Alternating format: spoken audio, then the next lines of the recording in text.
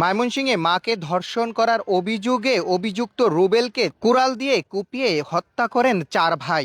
পরবর্তীতে পিবিআই অভিযান চালিয়ে সেই 4 ভাইকে গ্রেফতার করেছে। গ্রেফতারকৃত 4 ভাই পুলিশের গাড়িতে উঠেই বললেন সাংবাদিকদেরকে, বিচারটা কইরেন ভাই। আমরা কি বিশ্বাস করতে পারি নাই যে সে ধর্ষণ করছে, আর কি মনে করেন সে যে ধর্ষণ করছে এটা তো কেউ জানে না। যখন তার ছেলেরা হাইলাইট করলো যে আমার মারে ধর্ষণ করছে, এখন আমরা কি করাম, পরে ওইদিকে লাঠি সুটা নিয়ে আর কি দাঁড়ায় রইলো যে আমার মারে ধর্ষণ করছে, এখন আমরা কি করাম। খালি এইটুকু শুনলাম, ছোট ভাইরে জিজ্ঞেস করলাম কি সত্যি? ভাই সত্যি। পরে আমি গেলাম বাসায়, যে ব্রাশ কইরা নাস্তাটা খাই, রুটি খাই, শুনি যে মাইরা ফেলাইছে। বাংলাদেশের আইন একদম ভালো না। বাংলাদেশের আইন কিরকম হওয়া উচিত, আপনি একজন ধর্ষণের সাথে কিরকম হওয়া উচিত বলে আপনি মনে করেন? যদি মনে করেন শুধু এই বিষয়ই না, যে কোনো যদি প্রমাণ পাওয়া যায় একটা মহিলা বা একটা বাচ্চারে ধর্ষণ করছে, তাকে প্রকাশ্যে ফাঁসি দেখ, তাকে। তাইলে তো আর এই কাহিনী কেউ করবে না, তাহলে এইরকম হত্যা কেউ করবেও না, আর এইরকম মনে করেন দুর্ঘটনা ঘটবেও না। ময়মনসিংহের এই ঘটনায় ব্যাপক আলোড়ন সৃষ্টি হয়েছে। এ বিষয়ে পিবিআই একটি সংবাদ সম্মেলনে বলেন, 4 জন আসামির মধ্যে মূল প্রিন্সিপাল একুস্ট জনি, সেই ঘটনাটা মূল ঘটাইছে। মানে কুড়াল দিয়ে, চাইনিজ কুড়াল দিয়ে সে আঘাত করে।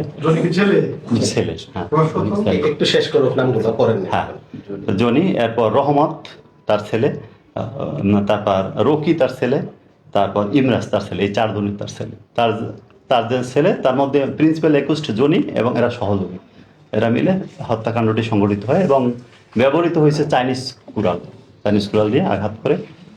এবং এই ঘটনাটি ঘটিয়ে জনির চাচা নাম আমজাদ তার কাছে গিয়েছিল যে আমরা তো এরকম একটা ঘটনা ঘটিয়ে ফেলছি, তো এখন আপনারা আমাদের সাথে যদি থাকেন তাহলে হেল্প হয়, যেহেতু ফ্যামিলির লোক। ঠিক আছে, এই আমজাদও এই বিষয়টা জানে আর কি। তো এই হলো প্রাথমিক স্টেটমেন্ট। এর সাথে আরও কেউ জড়িত কিনা, মানে এটা এখনো আমরা তদন্ত পর্যায়ে, যেহেতু আমরা কিন্তু এখনো তদন্ত পর্যায়ে আমরা আরো কিছু কাজ করতে।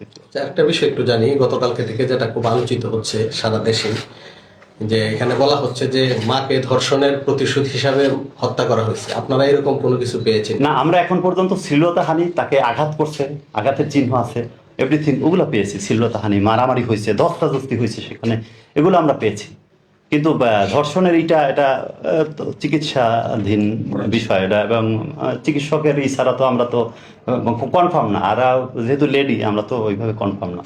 ঠিক আছে, যদি কোনো এসে থাকে চিকিৎসক যদি কোনো এইভাবে করে, তাহলে তো আমরা, কিন্তু এছাড়া তো আমরা শ্লীলতাহানির কথা বলছি। না, দর্শনের বিষয়টা হ্যাঁ, ধর্ষণের বিষয় তো তারা কেউ বলে না, ধর্ষণের বিষয় আসে না এখনো। এটা মেডিকেল পর্যায়ে যদি কোনো থাকে সেটাই। না, ছেলে